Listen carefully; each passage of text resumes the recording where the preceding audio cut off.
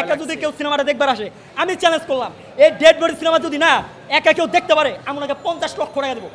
জাজমাল্টি বাড়ি 1 লক্ষের কথা কইছে না, এই ডেড বডি আমি কইলাম যদি সিনেমাটা দেখতে পারে একা রুমে একটা হলের মধ্যে যদি একা দেখতে পারে, তাহলে আমি ওনাকে 50 লক্ষ টাকা দেবো। দেশের কোনো সুপারস্টার নাই, কথাই না সত্য।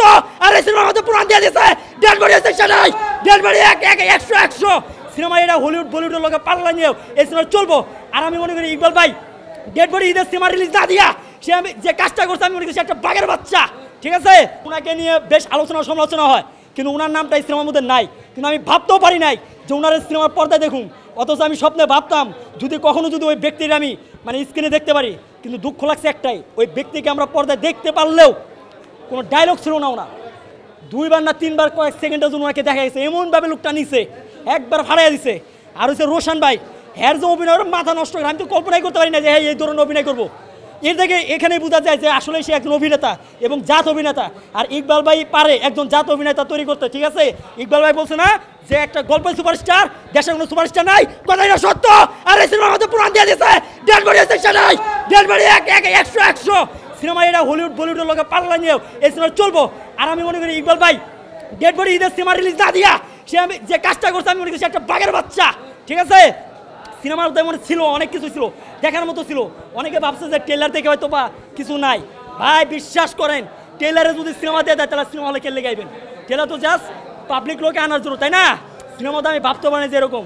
আর রোশানের যে লুকটা ছিল বা গেট আপটা ছিল, আর লুক একদম মাথা নষ্ট করে। আর আমি কখনো কল্পনা করতে পারি নাই যে রোশান ভাই এই টাইপের মানে সিনেমা অভিনয় করবো।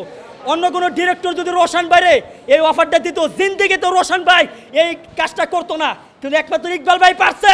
অসম্ভবকে সম্ভব করার নাম হয়েছে ইকবাল ভাই। গত বছর প্রমাণ দিয়েছিল ক্লেম দিয়া আসছিল না, অনন্ত জলির বাইরে দিয়ে একবার দেখা দিছে। এবার আমি রোশান বাইরেও দিয়ে আছে। এতে স্পষ্টভাবে বোঝা যায় যে নেক্সট সুপারস্টার হচ্ছে রোশান। দেশে তো আপনারা জানেন যে জাজমাল্টি মিডিয়া নামে একটা আছে না, অনেক বড় একটা প্রতিষ্ঠান।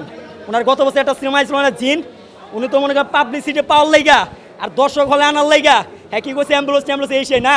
কিন্তু সিনেমার গল্প আর সিনেমা যদি ভালো হয় তাহলে দর্শকের পাবলিসিটি করার লাগে অ্যাম্বুলেন্সের রাখার দরকার নাই। ওই সিনেমা দেখে হলে গিয়া বুঝছেন কিছু পাই না গিয়া জিন সিনেমায়, কিন্তু ডেড বডি সিনেমা ছিল এবং ভৌতিক অনেক কিছু বিষয় ছিল। আর এই সিনেমাতে যা দেখানো হয়েছে ভৌতিক বা যে জিন সম্পর্কে পুরোটাই ছিল বাস্তবিক, মানে কোরআন এবং কিতাবের কোনো বাহিরে কোনো কিছু নাই। ভয়টা হচ্ছে গিয়া মানে সিনেমার যেহেতু হরর অবশ্যই ভয় পাবো। একা যদি কেউ সিনেমাটা দেখবার আসে, আমি চ্যালেঞ্জ করলাম এই ডেড বডি সিনেমা যদি না একা কেউ দেখতে পারে, আমি ওনাকে 50 লক্ষ টাকা দেবো। জাজমাল্টি বাড়ি 1 লক্ষের কথা কইছে না, এই ডেড বডি আমি কইলাম যদি সিনেমাটা দেখতে পারে একা রুমে একটা হলের মধ্যে যদি একা দেখতে পারে, তাহলে আমি ওনাকে 50 লক্ষ টাকা দেবো। আমাকে সবাই চিনে না, ফুটেজে তো দেখা গেছে না